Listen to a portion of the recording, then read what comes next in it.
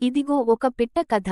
ఒకప్పుడు ఒక చిన్న గ్రామం అంచున పెద్ద రావి చెట్టు ఉండేది. ఆ చెట్టుపై చిట్టి అనే ఒక చిన్న పిట్ట నివసించేది. చిట్టి చాలా చురుకైనది, తెలివైనది. ప్రతిరోజూ ఉదయం సూర్యుడు ఉదయించగానే తన మధురమైన కూతలతో గ్రామాన్ని మేల్కొలిపేది. గ్రామ ప్రజలు చిట్టి పాటలు వింటూ ఆనందంగా తమ పనులు మొదలుపెట్టేవారు. చిట్టికి తన కుటుంబం అంటే చాలా ప్రేమ. తన పిల్లల కోసం ఆహారం తెచ్చేందుకు ప్రతిరోజూ చాలా దూరం వెళ్లేది. కాని ఒకరోజు అడవిలో పెద్ద తుఫాను వచ్చింది. గాలికి చెట్లు ఊగిపోతూ, వర్షం బలంగా కురుస్తూ ఉంది. చిట్టి గూటికి చేరేందుకు ప్రయత్నించినా గాలి బలంగా ఉండడంతో ఆమె దారి తప్పింది. చిట్టి చాలా భయపడింది.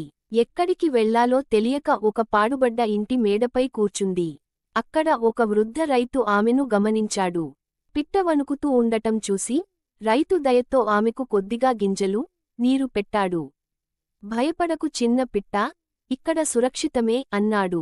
వర్షం తగ్గాక చిట్టి మళ్లీ తన గూటికి వెళ్లేందుకు ప్రయత్నించింది. కాని ఆమె రెక్కలకు స్వల్పంగా గాయం అయింది. అప్పుడు గ్రామంలోని పిల్లలు ఆమెను చూసి జాలిపడ్డారు. వారు కలిసి చిట్టిని జాగ్రత్తగా చూసుకుంటూ, గాయం మానేవరకు ఆహారం పెట్టారు. కొన్ని రోజుల తరువాత చిట్టి పూర్తిగా కోలుకుంది. ఆనందంగా తన రెక్కలు విప్పి ఆకాశంలో ఎగిరింది. నేరుగా రావి చెట్టుపై ఉన్న తన గూటికి చేరింది. తన పిల్లలను చూసి ఆమె కళ్లలో ఆనందం మెరిసింది. అప్పటినుంచి చిట్టి గ్రామం మీదుగా ఎగురుతూ, ప్రతి ఇంటి దగ్గర కూతలు వేస్తూ కృతజ్ఞత తెలియజేసింది. ఈ కథ మనకు చెప్పే నీతి ఏమిటంటే, దయ, సహాయం చేసే మనసు ఉంటే, చిన్న ప్రాణాలకైనా పెద్ద ఆనందం కలుగుతుంది.